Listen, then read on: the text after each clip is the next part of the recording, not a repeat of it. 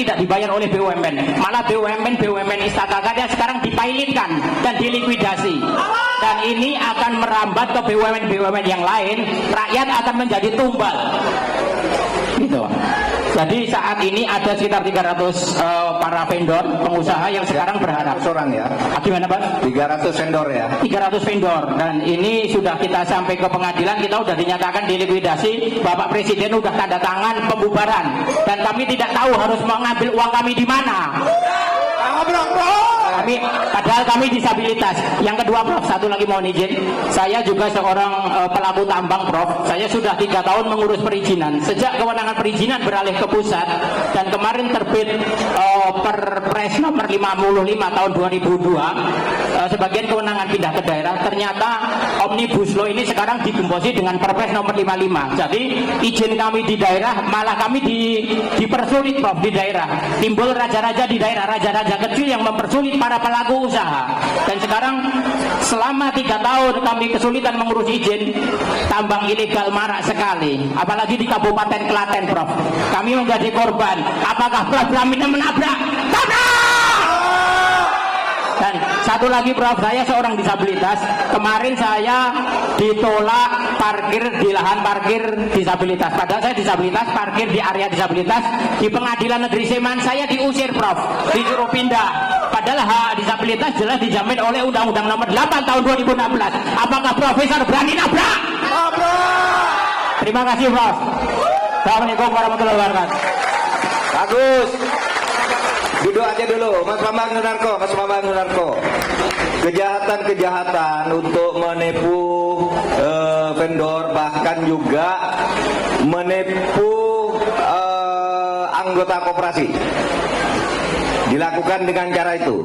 BUMN-nya dinyatakan pilot, lalu utang-utangnya tidak dibayar. Itu yang terjadi di Semarang. PT Koperasi Inti Dana itu sama.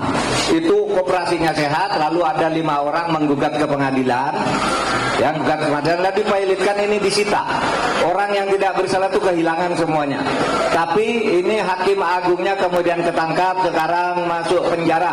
Ganjaran untuk dia. Jadi ada yang begitu sama dengan ini. Ini BUMN terus dibubarkan, dipilotkan lewat pengadilan, lalu orang yang punya hak dilupakan, mau nagih kemana tidak tahu. Nah yang begini-gini ini harus dihentikan dan harus terus ditabrak. Jujur. Baik. Penambang ilegal sama perizinan. Nah sekarang ini baru 4 hari yang lalu itu ada pengumuman bahwa indeks persepsi korupsi kita tetap rendah. Ada di urutan nomor skor 34 dengan catatan urutan ranking negaranya dari 110 ke 115 ya. Turun kita ini. Artinya korupsinya masih terus merebak. Nah korupsi terus merebak ini antara lain di proses perizinan ini. Di proses perizinan terkadang Mas Bambang Sunarko sudah punya izin, Anda nambang di sana gitu. Anda masih persiapan kerja nih, sudah dikeluarkan izin baru ke orang lain di sana juga. Sehingga tumpang tindih, dan siapa yang nanti berhak itu adalah mereka yang membayar kepada institusi pemberi izin. Tentu kalau disebut orangnya namanya oknum. Tapi oknum ya ada di situ, ya tetap institusinya juga yang salah. Jadi banyak hal seperti ini yang harus ditertibkan ke depan ya, agar hukum ini bisa tegak dan pembangunan kita berjalan lancar. Dan ini harus dimulai dari demokratisasi di dalam kehidupan politik kita dengan pemilu yang langsung, umum, bebas, rahasia, jujur dan adil. Ya, oke. Ada lagi? Oh ya, kalau yang parkir untuk disabilitas nanti kita beritahu. Kita beri di mana tuh, di Sleman ya? Di PN Sleman. Hei PN Sleman, dengarkan dari sini. Dengarkan dari sini, menurut aturan untuk disabilitas itu sudah ada tempat yang dibolehkan untuk parkir dan melakukan cara-cara yang khusus sebagai afirmasi menurut Undang-Undang Dasar, menurut konstitusi. Oleh sebab itu hak afirmasi ini jangan dirampas dengan kesewenang-wenangan dan kebodohan. Hei, foto. Sebentar.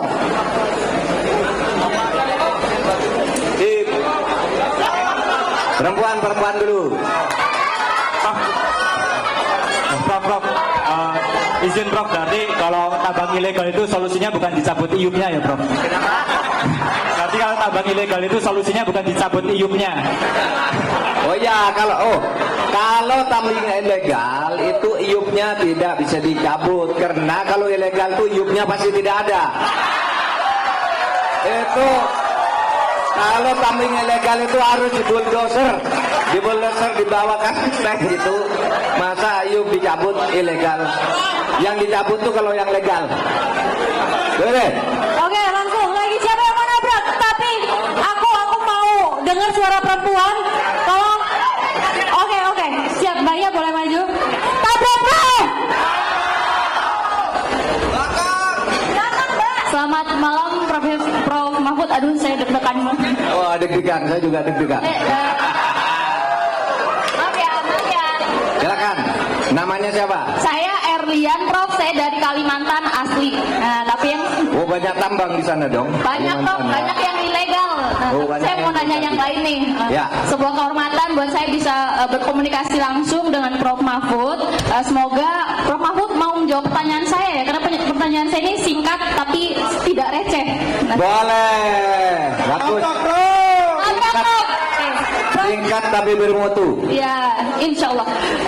Ini soal DKPP ya, Prof ya. Dewan Kehormatan Penyelenggara Pemilu. Oke. Ya. Oke. Prof, hari ini DKPP memutuskan Pak Hasyim Asyari sebagai Ketua KPU telah melanggar kode etik ketika menerima pencawapresan Gibran.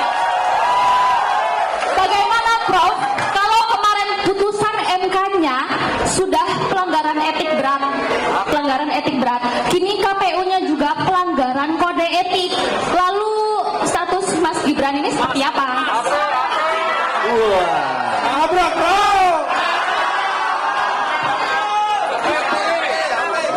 Ini pertanyaannya di mana ini kok ada nih?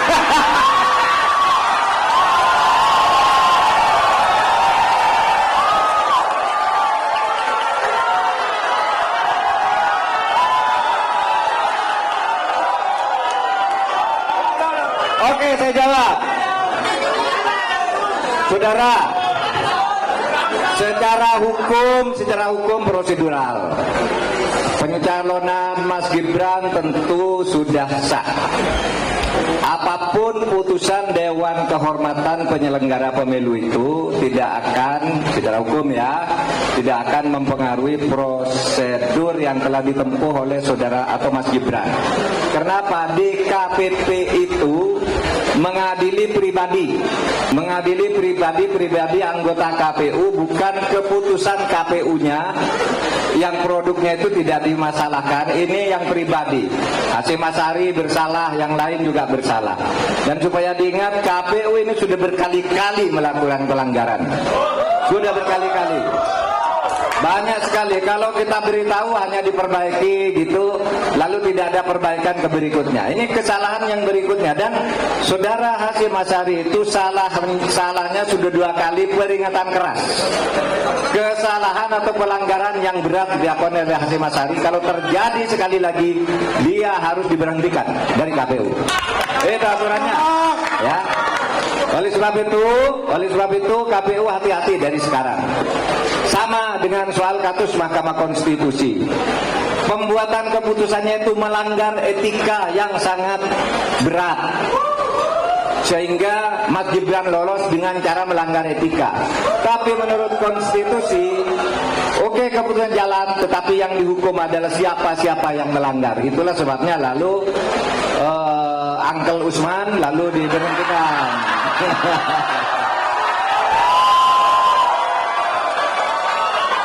Itu sudah jelas melanggar etika berat. Dan sekarang Uncle Usman ini mengadu lagi ke PT UN agar pencopotannya dibatalkan. Saudara, itu salah lagi. Karena PT UN itu hanya mengadili keputusan tata usaha negara yang bersifat konkret, individual, dan final. Sedangkan keputusan MK ini bukan keputusan tata negara, melainkan keputusan profesional Dewan Etik. Sehingga PT UN jangan main-main untuk mencoba mengabulkan permohonan Uncle Usman. itu aja ya jawabannya itu. Mau foto kamu kan? Kalau Ayo foto. kalau dijawab berarti pertanyaan saya nggak receh ya Prof ya. Beda, receh. Udah. Pertanyaannya Kalau bagus. gitu saya foto. Bagus dan aktual. Ayo.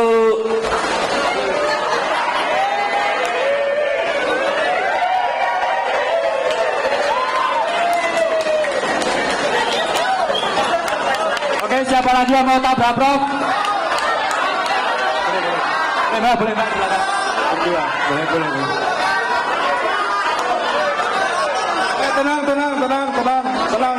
Tenang ya, kondusif ya. Assalamualaikum warahmatullahi wabarakatuh. Waalaikumsalam warahmatullahi wabarakatuh. Selamat malam Prof Mahfud. Sebelumnya izin memperkenalkan diri. Nama saya Gita Laksita Jatismara, biasa dipanggil Jatis, dari SMA Negeri 1 Yogyakarta.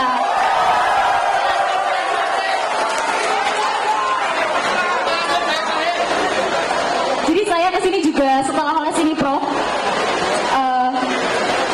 Sebelumnya izin menekankan bahwa posisi saya di sini sebagai siswi yang netral. Saya belum menentukan pilihan kepada 02, 01 ataupun 03 Prof. Oleh karena itu berdirinya saya di sini untuk memperkuat kepada siapa saya harus memilih.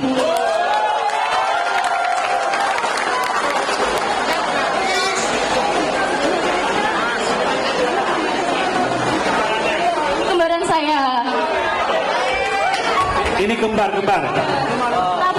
Saya Prabel Prof dari SMA 1 Klaten juga. Saya ingin menanyakan sebuah hal yang paling kecil Prof, dari ruang lingkup terkecil saya. Berangkat dari keresahan dan dilematisme saya sebagai siswa, yang dimana sekolah saya selalu mempunyai program-program dan plan yang sangat besar untuk menunjang kreativitas siswa-siswinya. Namun di sisi lain, sekolah kami tidak bisa melakukan program-program tersebut karena terhalang dari berbagai hal. Masa SMA, masa yang kami lalui adalah masa yang paling esensial dan fundamental untuk kami bentuk jati diri kami. Dan ketika kesempatan itu untuk meningkatkan skill dan kreativitas kami itu yang kami dapatkan, maka rasa-rasanya itu hal yang perlu dibenahi Prof. Dari hal tersebut, saya rasa akar dari permasalahan ini adalah inkonsistensi pemerintah ketika melarang adanya iuran sekolah. Namun dari pemerintah sendiri yang melarang tidak memberikan dana yang cukup untuk melakukan kegiatan-kegiatan dan program-program untuk menunjang kreativitas kami. Oleh sebab itu, saya ingin mempertegas dan menanyakan kepada Prof Mahfud, adakah langkah konkret dan solutif dari pasangan Prof Mahfud dan Pak Ganjar untuk mengatasi keresahan ini? Dan apabila boleh saya memberikan solusi, bagaimana jika di setiap satu sekolah itu diberikan satu komunikator yang benar-benar bertanggung jawab penuh atas adanya keberlangsungan pendanaan yang cukup untuk sekolah, dan komunikator ini dilakukan oleh pihak yang memang memiliki kewenangan yang besar. Karena selama ini apabila hal-hal seperti ini diawasi oleh seseorang yang hanya mempunyai birokrasi yang menempati posisi rendah, selalu tidak efektif Prof. Jadi saya rasa harus ada langkah konkret yang memang dari orang yang berwenang dari atas seperti itu Prof. Lalu yang kedua Prof, saya pihak yang netral juga, namun saya sangat dilematis dan resah ketika teman-teman saya selalu mudah terbawa arus oleh algoritma TikTok, Instagram yang membuat atmosfer seakan-akan 03 dan partai yang di belakangnya itu adalah orang dan partai yang selalu bisa diperalat seperti itu Prof. Bagaimana kami bisa mempertahankan demokrasi yang sehat? Hal simpel apa yang bisa kami sebagai pelajar ini lakukan Prof? Seperti itu. Kalau ini di samping saya juga ada teman saya Prof dari IPS juga. Sebelumnya izin memperkenalkan diri, nama saya Hanan Arkan Prof dari Hanan Arkan dari SMA Negeri 1 Yogyakarta juga, sebagai pelajar juga. Di sini yang ingin saya tanyakan mirip-mirip sama yang ditanyakan Jatis. Tapi saya di sini ingin tahu lebih dalam lagi mengenai isu tentang petugas partai, Prof. Karena mungkin menurut saya ini merupakan hal yang sudah basi.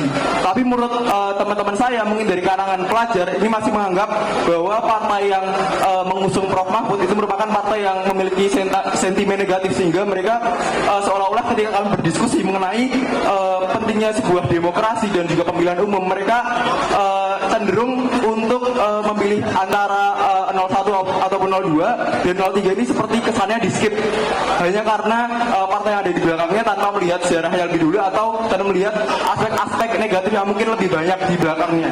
Itu menurut saya sendiri, apakah memang sebegitu negatifkah partai yang mengusung Prof Mahfud sehingga masyarakat tidak layak atau tidak mau memilih Prof Mahfud seperti itu?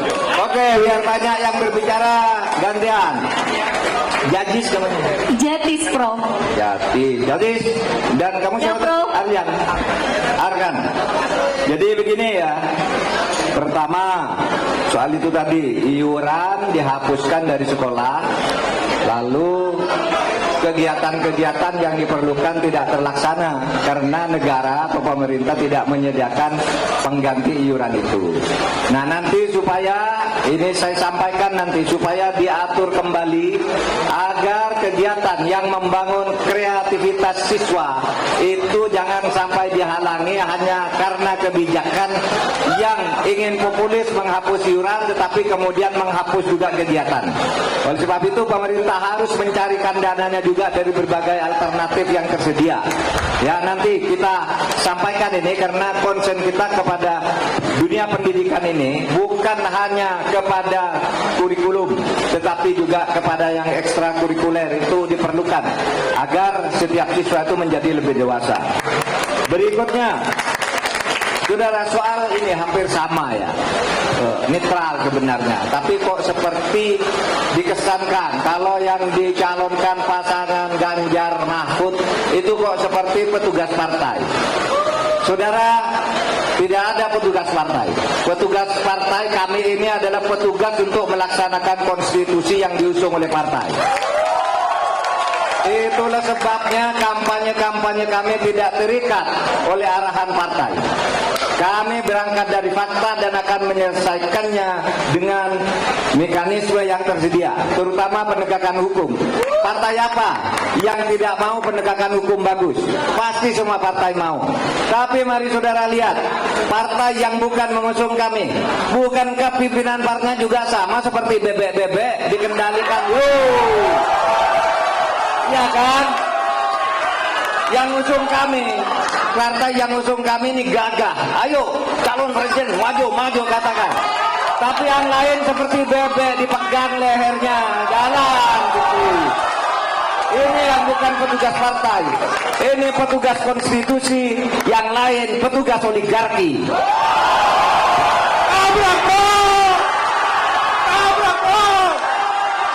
Sebelumnya terima kasih Prof Mahfud. Di sini saya tenang fans Pak Mahfud. Gama, bagus. Saya beli di tukang ayam rakyat. Ganjar Mahfud. Fans Pak Mahfud dan Pak Ganjar. Nah, tapi begini, kamu tadi bilang kan, saya belum mau memilih, mau mendengar jawaban saya dulu. Sekarang saya sudah menjawab. Kalau kamu tidak yakin bahwa saya lebih baik dari yang lain, tidak usah pilih saya. Pilih aku. Siap. Milih itu harus yang bagus ya, harus yang bagus. Prof, insya Allah. Oke. Silakan Pak, mau foto dulu mungkin.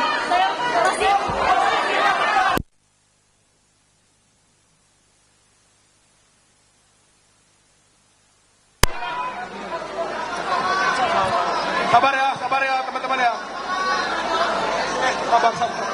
Sabar. Del.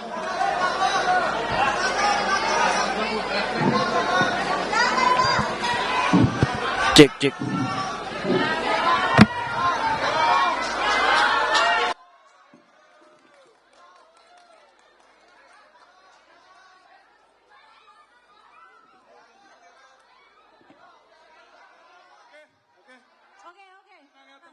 Tenang semuanya. Oke. Tabrak, Prof. Oke, siapa yang mau ini? Oh, oke, boleh. Maju. Bentar ya, sebentar. Bentar, kita kondusif ya.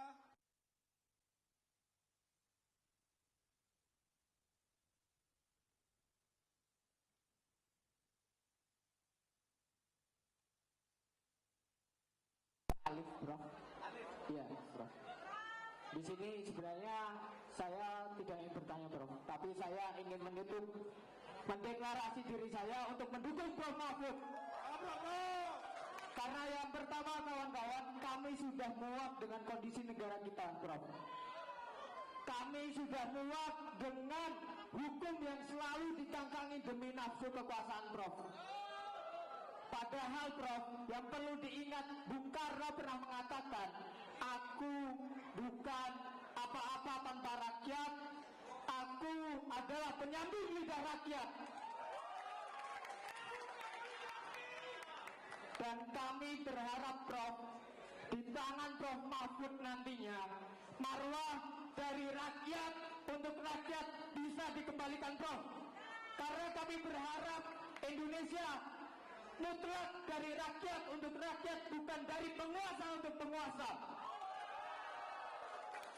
Jadi kami berharap di sini dan kami yang hadir di sini, Prof, tetap membersamai Prof, tetap mengawal Prof demi keberlangsungan negara yang lebih baik. Bagus Alif. Terima kasih, Prof. Alif dari mana? Kuliah di mana, Alif? Saya Institut Teknologi Dirgantara Adi Sucipto, Prof. Waduh, calon penerbang ya, calon penerbang, bagus. Ya, bagus. Banyak orang yang mengatakan sekarang ini rakyat sudah muak dengan situasi sekarang, tetapi banyak yang berpura-pura tidak muak karena selalu di dalam keadaan mencekam. Sudah banyak kata muak itu ada di mana-mana sekarang, terutama di medsos. Nah, kita tidak boleh membiarkan situasi muak ini terus berkembang. Rakyat itu harus dibuat cinta kepada negara dan kepada pemerintahnya agar pembangunan maju dan maju terus. Nah, oleh sebab itu siapapun pemerintah nanti harus kembali kepada amanat konstitusi, yaitu mengabdi kepada rakyat. Seperti yang menjadi slogan kami, Ganjar Mahfud. Kami cinta kepada Tuhan, cinta kepada hukum, kemudian tuanku adalah rakyat.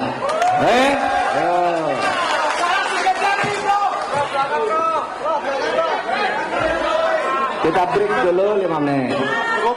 Cukup. Ayo Alif, selfie.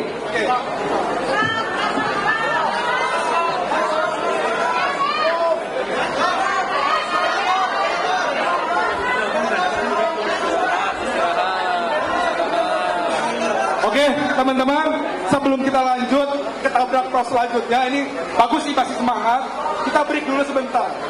Biar Prof Mahfud mencicipi makanannya dulu, minum dulu. Biar kita lanjut lagi dari tabrak Profnya makin menabrak. Oke? Tabrak Prof! Tabrak Prof! Yang bener aja. Yang bener aja. Kita break dulu ya.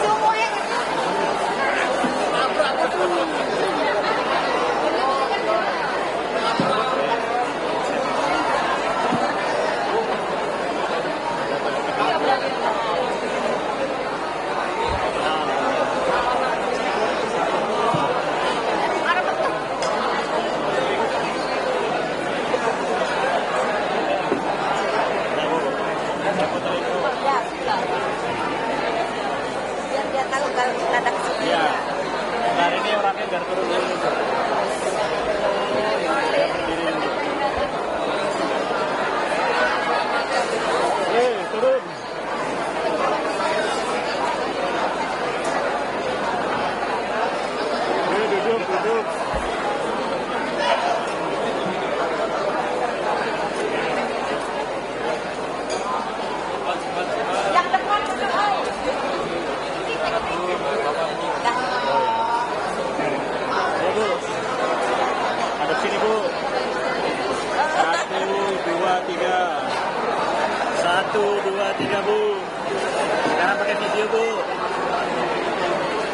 Mahfud. Oke, Ganjar Mahfud.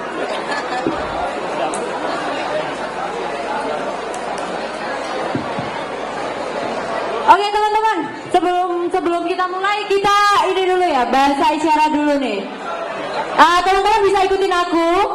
I love you. Salam metal.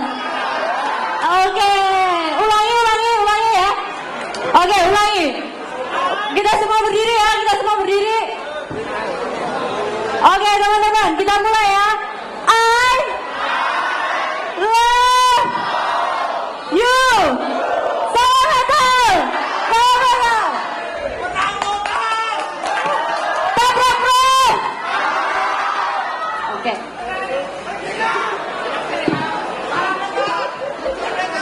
Itu udah bisa dibaca. Apa tuh? Ada saran dari sana? Oh, dari Papua. Saudara, kalau berteriak jangan berkepanjangan. Tuh ada pesan dari luar sana, dari jauh di Jakarta. Itu ternyata kalau saudara berteriak, suara saya tidak terdengar di YouTube. Kita saudara nih didengarkan oleh seluruh dunia. Ya, ada di Amerika, di Australia, di mana tadi Jakarta telepon. Tolong kalau kalau orang sedang berteriak, Pak Mahfud jangan bicara dulu karena mengganggu yang di sana tidak dengar. Ya, atau saya yang menyesuaikan aja, kalau saudara diem baru saya bicara. Bisa? Itu ada Papua tadi tuh, terserah, ini ada moderatornya. Baik, siapa lagi yang mau tabrak Prof? Bapak yang pakai baju biru boleh? Ya, dari penyandang disabilitas. Ya. Tolong dikasih jalan bapaknya. Dikasih jalan ya untuk bapaknya.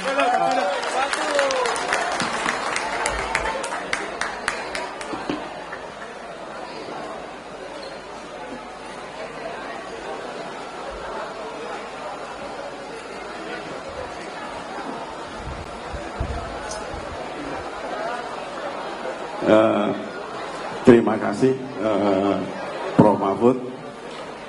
Perkenalkan, nama saya Ides. Ya, saya sebenarnya warga Depok, Pak, Jawa Barat. Ya, kebetulan saya lagi dirawat di Jogja, di Sarjito sama Bethesda. Jadi saya mengalami sakit stroke sama tumor gis, Pak. Jadi seminggu 3 kali saya ke rumah sakit. Sarjito 1 kali, Bethesda 2 kali. Nah, kemudian saya punya problem, Prof. Saya mencoba pindah lokasi pemilu. Nah, kemudian saya datang ke KPU Jogja, Prof, di Jalan Magelang. Oleh staf-staf di bawahnya, saya diberi penjelasan, oh bisa Pak. Terus saya dilihatin aturannya, kalau dirawat di rumah sakit bisa. Nah, setelah diproses sampai di atas, oleh kepala bagian datanya ditolak. Alasannya saya bukan rawat inap. Terus saya bilang, loh saya sudah 3 tahun di Jogja, apa saya mesti masuk rumah sakit lagi? Saya diskusi debat itu kan panjang, akhirnya dia bilang yang bisa hanya rawat inap ya katanya. Kalau rawat jalan nggak bisa katanya.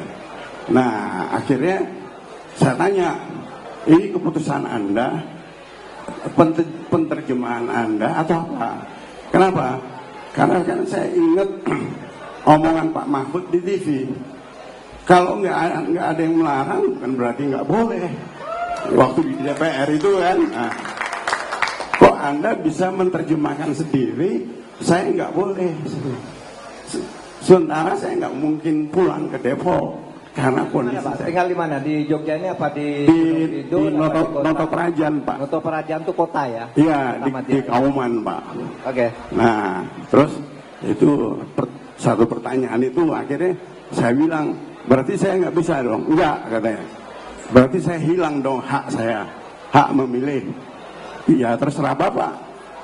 Kalau mau pulang aja ke Depok, katanya. Nah, jadi saya begini, apakah aturan itu sebegitu kakunya? Saya bilang sama dia, sampai orang seperti saya yang jalan susah aja nggak boleh pindah, saya bilang. Nah, itu akhirnya. Terus pertanyaan kedua, Prof, saya walaupun saya disabilitas, sakit dan dirawat, semangat saya tinggi, Prof. Dari dulu saya pendukung PDI. Nah, jadi saya tetap mengikuti Prof di debat maupun di Twitter, Prof. Kemanapun saya baca terus. Nah, terus pertanyaannya yang kedua, Prof, kenapa dalam debat yang saya lihat, Prof, itu yang menerjemahkan stunting secara benar itu cuma Pak Ganjar, gitu loh. Kenapa saya katakan begitu? Saya sebelum kena stroke, Prof, saya kerja di World Bank, di ini program yang mendesain program stunting. Nah, setelah saya cermati, yang sesuai dengan desain awal stunting itu cuma Pak Ganjar. Kalau yang lainnya ngaco. Artinya begini, susu gratis, makan gratis, 400 triliun duitnya itu adalah uang utang dari World Bank. Ya. Gitu loh. Dan kenapa tidak disinggung, Prof, bahwa itu adalah uang utang yang akan dipakai oleh Prabowo untuk makan gratis. Ya. Nah, besok tolong diumumkan kalau itu uang utang dari World Bank. Kalau perlu Bu Sri Mulyani yang mengumumkan, karena saya terlibat di situ, Prof. Oke, baik Pak Ides. Ya, itu biar bergantian. Terima kasih, Prof. Ya, Pak Ides. Assalamualaikum warahmatullahi wabarakatuh. Terima kasih Pak Ides. Soal pindah untuk lokasi pemilu itu aturannya sudah ada, yang seperti itu pasti boleh. Tetapi ditolak hanya karena tidak nginap ya, karena tidak rawat inap lalu ditolak. Padahal Bapak sudah pindah dari Depok untuk pengobatan ke Jogja sudah selama 3 tahun. Baik, nanti kami akan berkirim orang ketemu Bapak agar mengurus melalui TPC. Tim pemenangan cabang kota Yogyakarta akan didampingi oleh mahasiswa-mahasiswa saya di UII dan UGM dari animasi. Dari animasi tadi ada yang datang dari animasi. Nah, nanti ya, ini animasi nih. Anak Ideologi Mahfud MD Indonesia namanya. Ya, namanya gitu ya. Masih bisa Pak sampai tanggal 7. Tidak boleh kehilangan hak, tidak boleh kehilangan hak orang memilih. Jadi dulu ada cerita pada tahun 2009 yang karena dianggap ada kecurangan, ada beberapa orang tidak tercantum di daftar pemilih tetap sehingga oleh KPU tidak diizinkan untuk memilih. Kenapa? Karena tidak ada di daftar pemilih tetap. Kemudian mengadu ke MK, saya katakan memilih itu adalah hak konstitusional, sedangkan terdaftar itu adalah hanya administrasi. Oleh sebab itu waktu itu saya sebagai ketua MK memutuskan membawa KTP atau paspor saja bisa untuk langsung memilih. Nah sekarang apalagi cuma pindah kayak gini. Harus boleh, kalau tidak itu bisa diperkarakan telah melampas hak konstitusional warga negara. Tolong dibantu ya. Animasi ini cari ini alamatnya Pak Ides nanti. Kemudian ya sudah banyak dibahas Pak. Yang bisa menjelaskan soal stunting itu tadi malam hanya Pak Ganjar. Yang lain tidak ngerti stunting. Mencampur aduk antara stunting dan kekurangan gizi. Padahal itu dua hal yang berbeda kan. Nah, saya kira masyarakat sudah tahu itu dan silakan nanti dinilai sendiri soal masalah-masalah yang seperti itu karena itu di dalam debat kemarin. Terima kasih Pak Ides. Saya kembalikan ke moderator. Tabrak, Prof. Tabrak, Prof. Bentar ya, sebentar. Sebentar, Sob. Sebentar. Bantu dulu, Mas. Sebentar. Sabar. Sabar.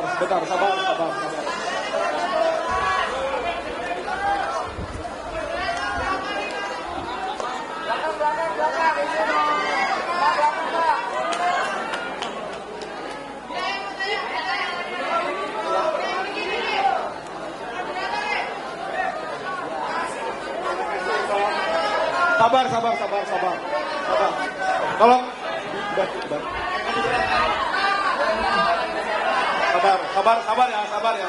Sabar ya. Gak bisa milih karena administratif. Yang bener aja. Oke, lanjut ya. Bentar. Oke, kita kasih kesempatan yang belakang dulu ya. Oh, itu Bapak yang pakai ojek online boleh ke sini, Pak.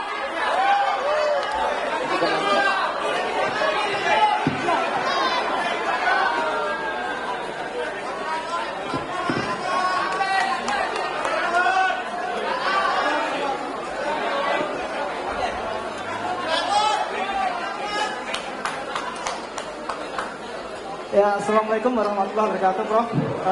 Sebelumnya saya izin cepat jaga dulu ya, Prof. Karena dalam peraturan Gojek di dalam kami nggak boleh bawa atribut untuk dalam acara kampanye. Walaupun co-founder kami ikut salah satu paslon sebenarnya.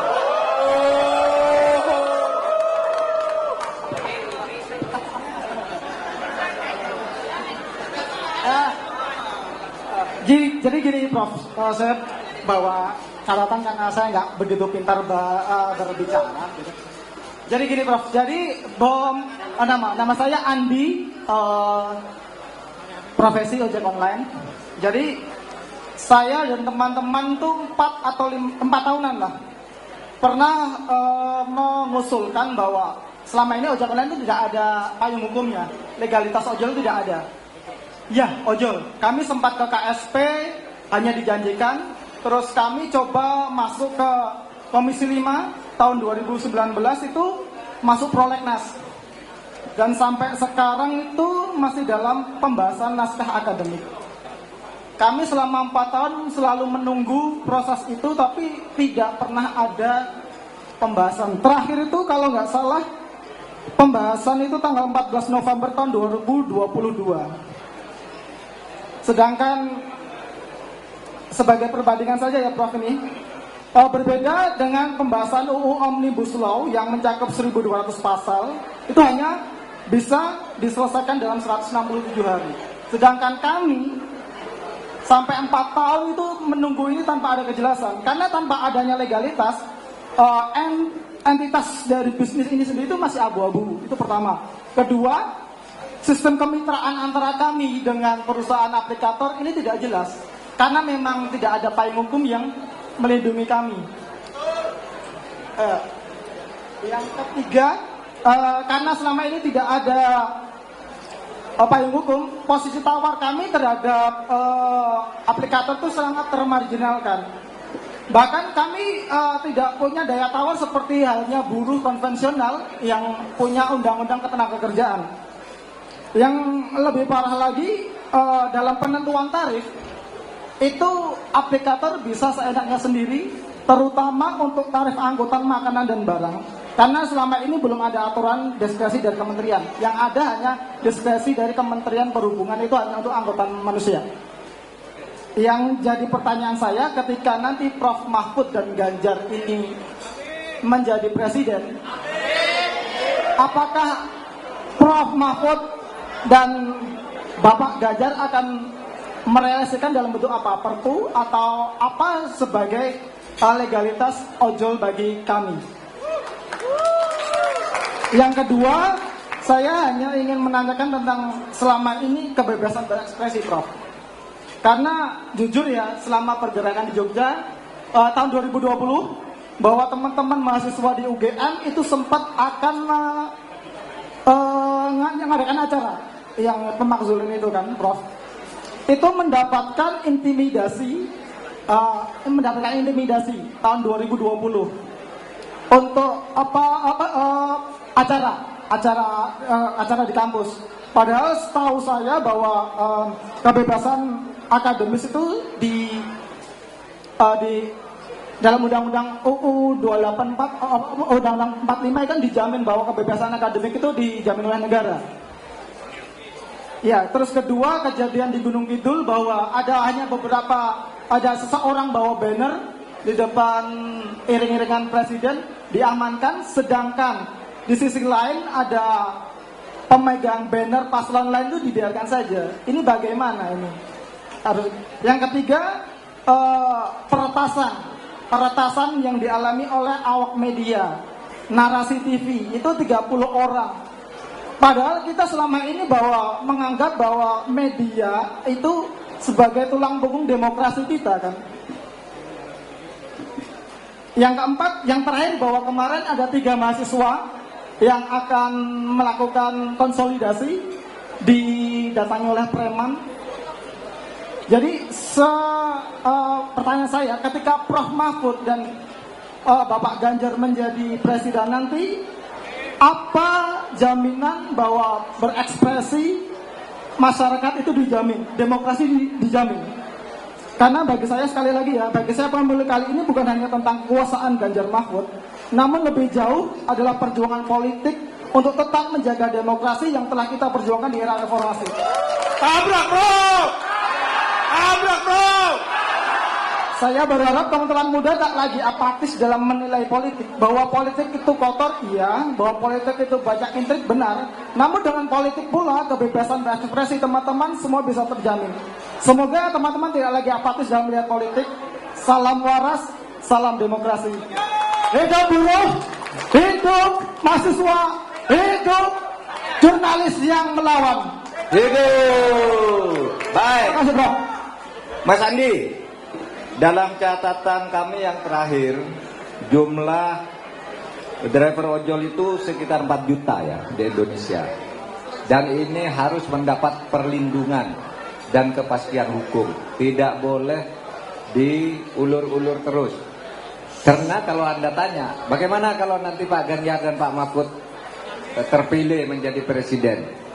Saudara tahu bahwa tekanan kami akan pada lapangan kerja. Oleh sebab itu, lapangan kerja yang sudah tersedia, terutama untuk 4 juta orang ini, itu harus diberi perlindungan hukum dan payung hukum yang jelas. Oleh sebab itu, nanti ini akan segera diselesaikan, begitu nanti pemerintahan baru terbentuk, dan insya Allah pemerintahan itu mandatnya jatuh kepada kami. Amin. Kemudian, soal peretasan dan sebagainya, itu melanggar hak asasi manusia, meretas, melanggar kebebasan berpendapat, melanggar kebebasan berekspresi. Itu jauh menjadi mundur ke zaman sebelum reformasi. Pada zaman reformasi itu peretasan luar biasa, intel luar biasa, orang mau ngomong dilarang dan sebagainya, sehingga kita lalu membuat undang-undang tentang menyatakan, kebebasan menyatakan pendapat, di mana orang itu bebas untuk mengekspresikan aspirasinya. Oleh sebab itu, ini juga menjadi bagian yang kedua. Pertama tentang lapangan kerja, yang kedua tentang kebebasan, hak-hak demokrasi yang dimiliki oleh rakyat. Di kampus misalnya harus ada kebebasan akademis dan kebebasan mimbar akademis. Tidak boleh misalnya para guru besar menyatakan pandangan akademis ilmiahnya lalu diteror, dioperasi dengan operasi-operasi lain untuk menakut-nakuti para guru besar untuk menyatakan pendapatnya. Tidak boleh. Bahkan saya berpikir ke depan struktur perguruan tinggi itu harus kita ulang. Sekarang ini terlalu banyak dicampuri oleh pemerintah. Seharusnya kampus itu lebih otonom dan mempunyai kewibawaan akademik seperti ketika zaman Orde Baru sekalipun. Kalau Dewan Guru Besar itu pengaruhnya besar, sangat berwibawa. Sekarang malah didikte oleh anak-anak kecil yang tidak karuan itu. Ya. Oke, nanti kita perbaiki ini. Selesai. Abrak bro. Abrak bro.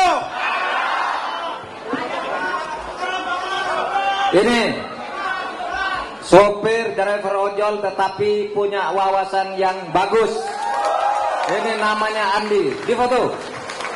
Yo, Andi. Iya, selesai.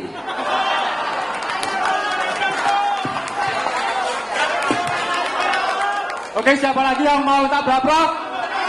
Oke, mungkin dari yang paling jauh dulu ya, dari Papua silahkan.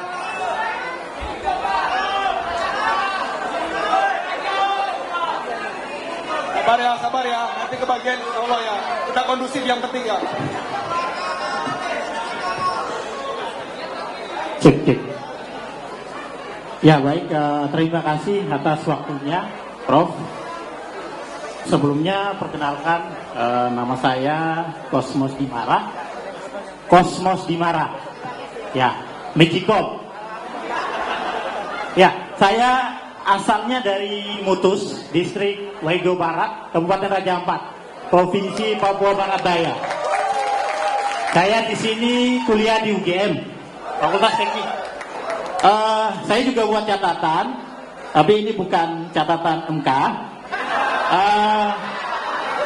Prof. Mahfud izin saya menyampaikan saat ini perampasan atas tanah adat, kekerasan dan pelanggaran HAM terus terjadi di tanah Papua.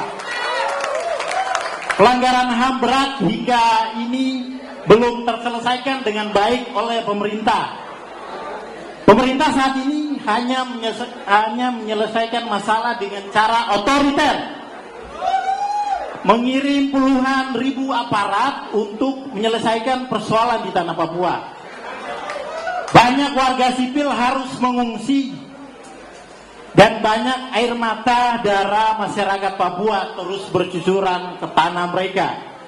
Padahal dalam Undang-Undang Republik Indonesia Nomor 2 Tahun 2021 tentang perubahan kedua atas Undang-Undang Nomor 21 Tahun 2001 tentang otonomi khusus bagi Provinsi Papua, pasal 1 ayat 1 sampai dengan ayat 3, ini kalau ada salah nanti dikoreksi Prof, telah mengatur mengenai hak dan perlindungan bagi masyarakat adat Papua.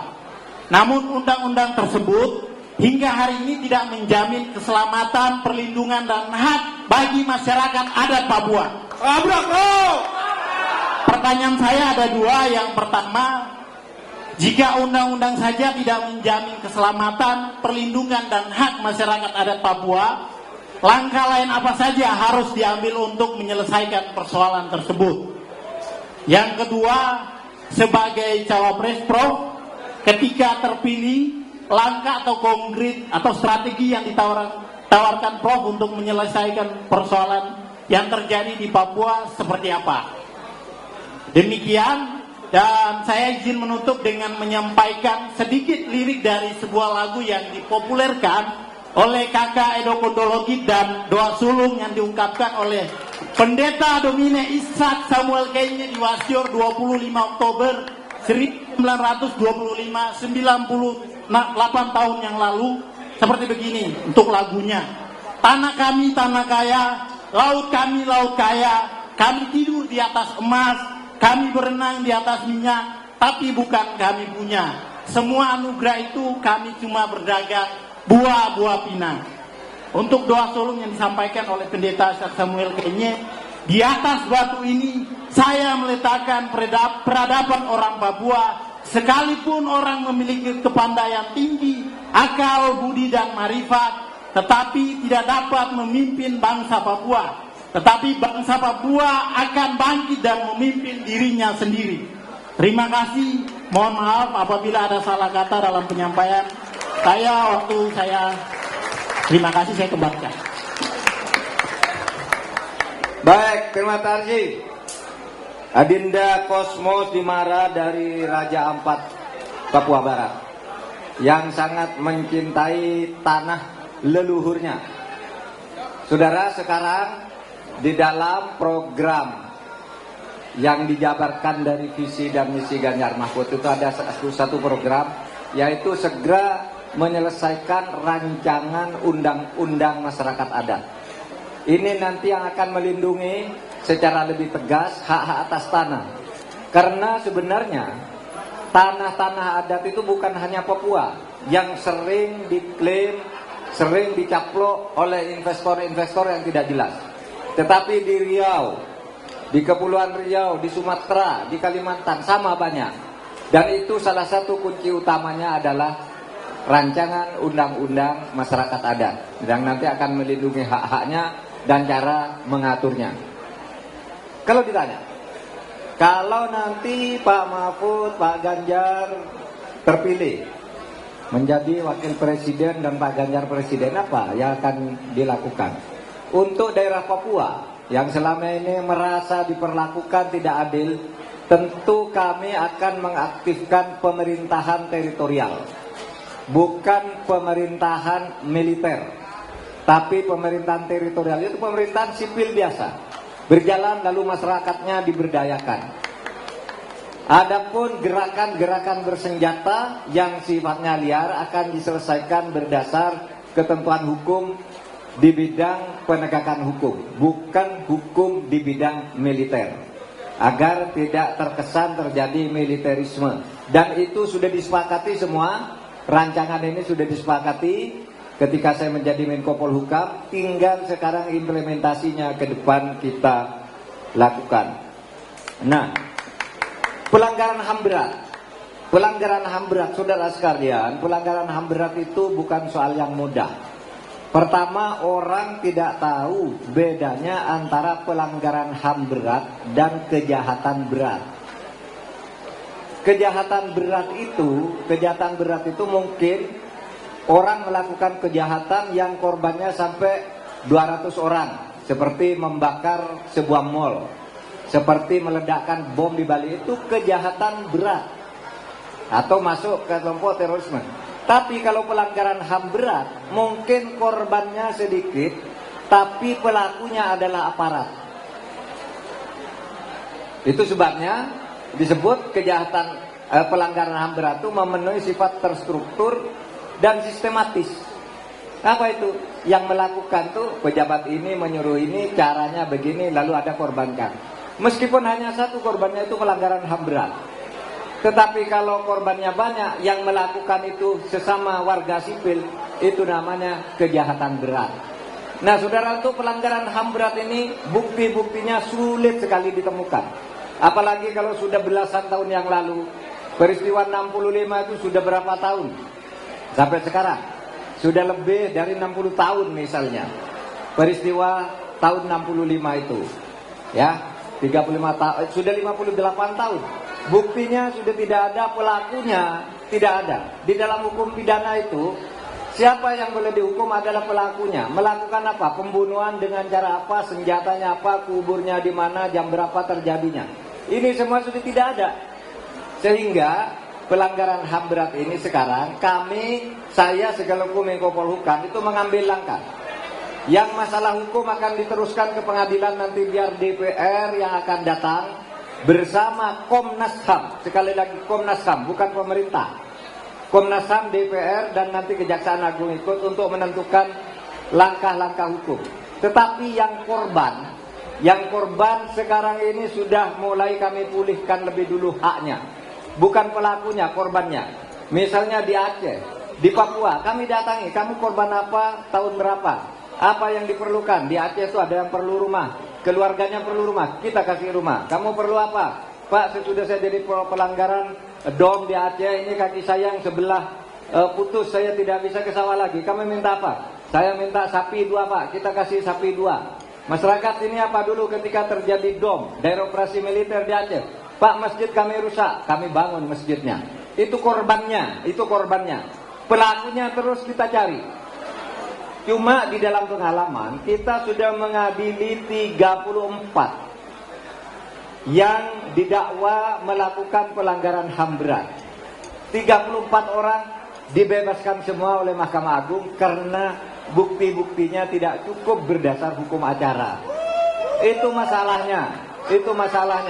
Tapi saudara, pelanggaran HAM berat itu tidak ada daluarsanya. Pelanggaran HAM berat itu tidak ada daluarsanya. Beda dengan pidana biasa, 18 tahun hilang kasusnya kalau tidak selesai. Harus dianggap tidak bisa dilanjutkan. Kalau pelanggaran HAM berat tidak ada daluarsanya, dan sekarang ada 12 pelanggaran HAM berat yang diwariskan oleh Komnas HAM, dan itu tidak akan ada daluarsanya sampai nanti DPR memutuskan lain. Demikian ya, Papua, tolong jaga Papua. Ya. Terakhir, tolong Papua selalu diperhatikan karena Papua memberikan sumber